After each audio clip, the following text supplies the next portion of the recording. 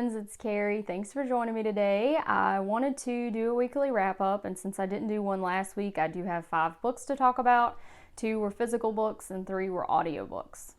The first one I want to talk about is The Sanatorium by Sarah Pierce, and this is a Reese Witherspoon's book club pick.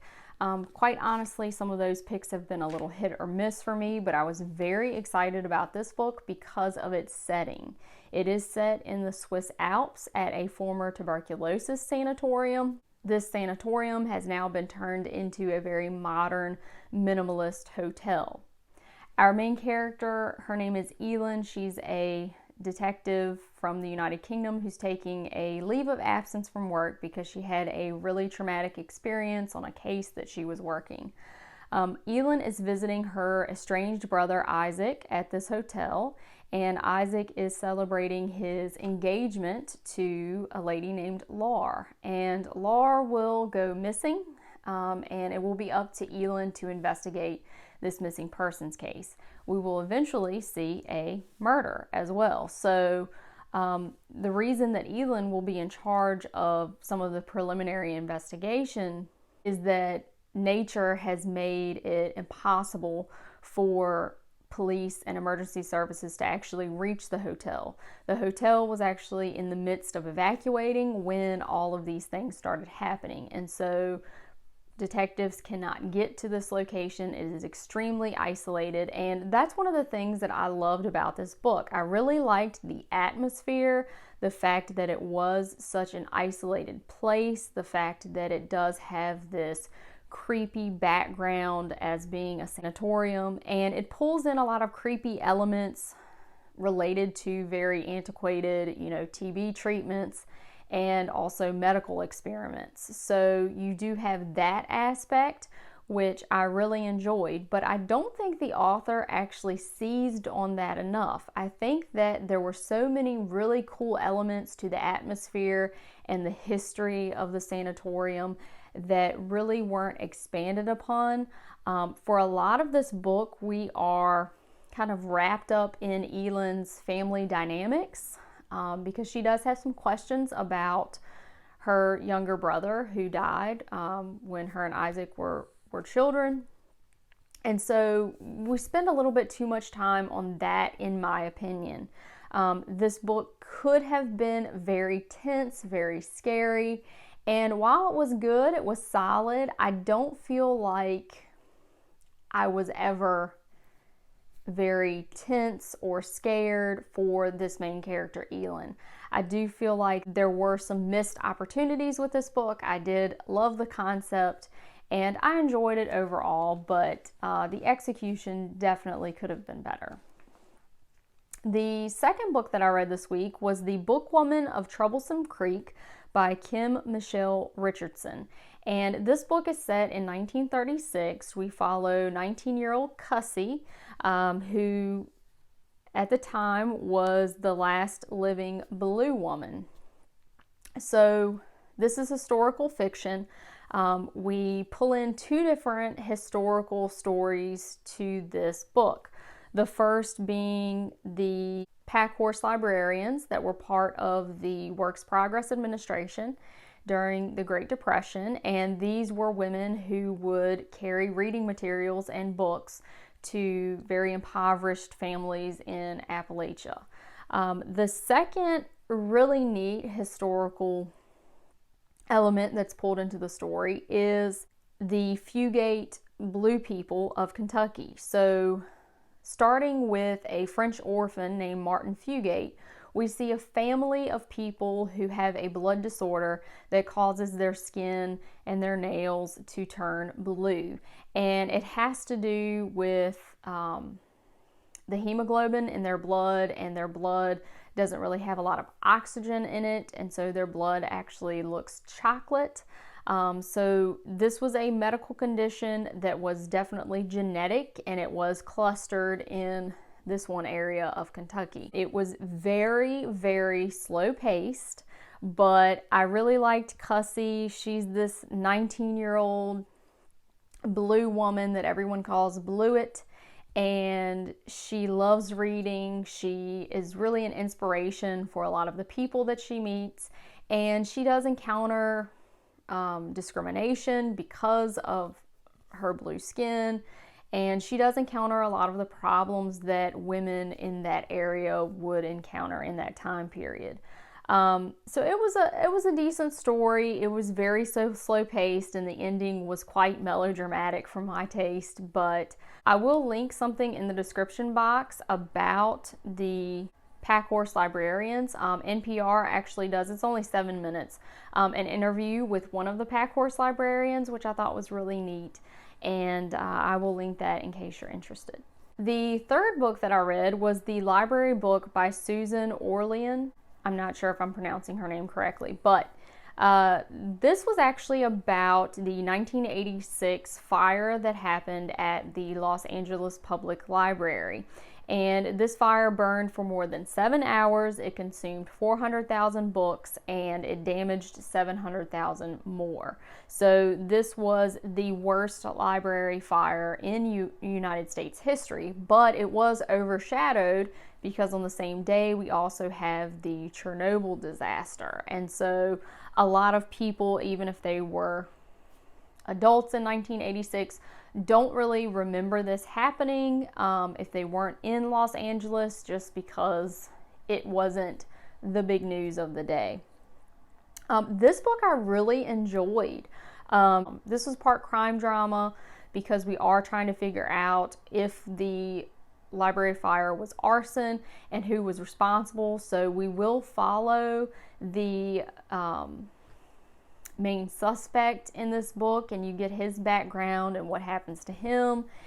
This is also a love letter to libraries. So the author of the book talks a lot about the different types of services that librarians provide. Essentially, it exposes the fact that a lot of society's ills and problems are kind of laid at the door of libraries, and librarians and public libraries have responded to these societal needs.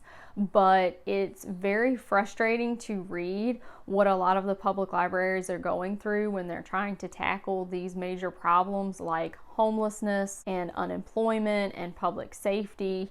And that's not technically part of their job description. But one thing that was very heartening is that a lot of these librarians have done such phenomenal work in their communities. So that part was really nice to read about. And it was essentially a love letter to my profession, which I did thoroughly enjoy.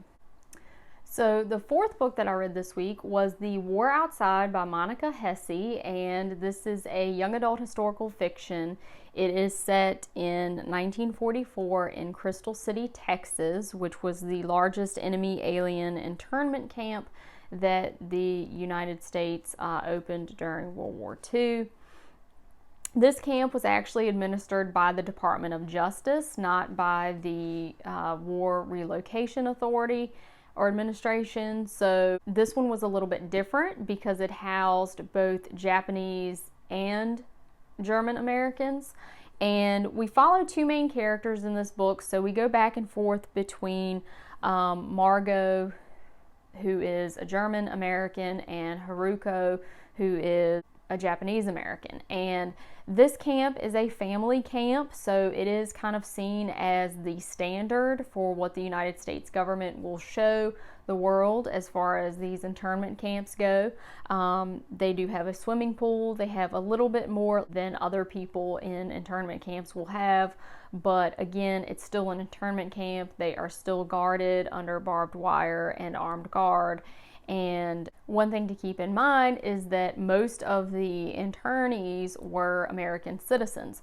So we see these people who are being essentially imprisoned by their own government, and many of them have sons who are all fighting in the war. Our main character, Haruko, her brother, has actually signed up for one of the Nisei regiments, which are the second generation Japanese Americans who will volunteer to fight in the military.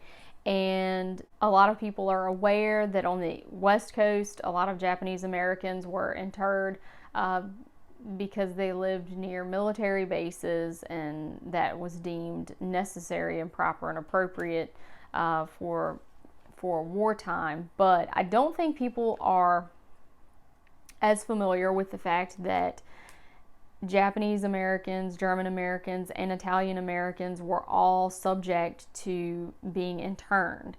And, playing German music in your home could be enough for your next door neighbor to call someone, and that could initiate an investigation that could result in your family being taken to an internment camp. That has a lot of unintended consequences, like you losing your house, you losing your job, and of course the uncertainty of not knowing how long you will be in these internment camps. I believe the Crystal City internment camp didn't officially close until 1948, but I will link a little article from Texas Public Radio that talks a little bit about Crystal City specifically. And one kind of comical thing that was brought out in the book is that Crystal City kind of calls itself the unofficial spinach capital of the world, and it mentioned a statue of Popeye, and that is true. There is actually a statue of Popeye there. This story was very well done. We followed these two friends who, in the internment camp, have to support each other through some really tough circumstances. And there's also a bit of unrequited love there, I think. That's not explicitly said, and I do like how that is done in the book, because I think that's a very realistic portrayal of a young girl who, if she is having some questions about her, sexuality, I think that's how it would play out, particularly in 1944. I do not think that a lot of these young adult historical fiction tales that have openly gay characters are very realistic for that time period. Obviously, contemporary young adult literature, for sure, that would be very realistic, but not in this setting. So I really liked how that was done. There are a lot of things that are left unsaid between our two main characters, and a lot of hard choices that have to be made. There are a lot of vivid descriptions of the camps, which was kind of neat, and their experience there. So I really enjoyed this book, and I do think it highlights a very important moment in U.S. history, and gives voice to some stories that you don't often hear about. I know people are more familiar with Japanese internees, but I do think this gave voice to some German American immigrants and their stories. And I think the article that I will link actually has an interview with one of the German internees. So very interesting. The last book that I listened to this week was The Year of Less: How I Stopped Shopping, Gave Away My Belongings, and Discovered Life is Worth More Than Anything You Can Buy in a Store by Kate Flanders. This book I thought would be a little bit more about minimalism and decluttering and how to, and kind of the positive effects that has on the author's life, but really this was more of a memoir. I would say this was mostly a memoir with a few ideas about decluttering and living on less. The author of this book, she does have a blog, and she talks about a lot of her experiences struggling with alcoholism and the dissolution of her parents' marriage, and some pivotal things that happened to her in her late 20s. And she has this epiphany that one thing that may help her is by going on a 1-year shopping ban. And so for 1 year, she does not purchase anything that's not a consumable, so things like gas or food, hygiene supplies, stuff like that. I have been doing a bit of decluttering myself at work and at home, and I've read the Marie Kondo book, so I thought this would be kind of the next book to read on that topic. But I don't want to say anything too disparaging, because it pretty much is her memoir. It's her experience, and I do think she learned a lot about herself throughout this little experiment. But if you're looking for any sort of practical advice or how-to guide for decluttering or living on less. I really don't think this is it.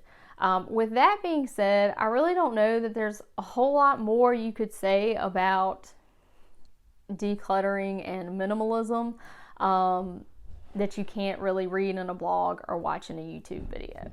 So thanks for watching, guys, and I hope I will see you in the next video.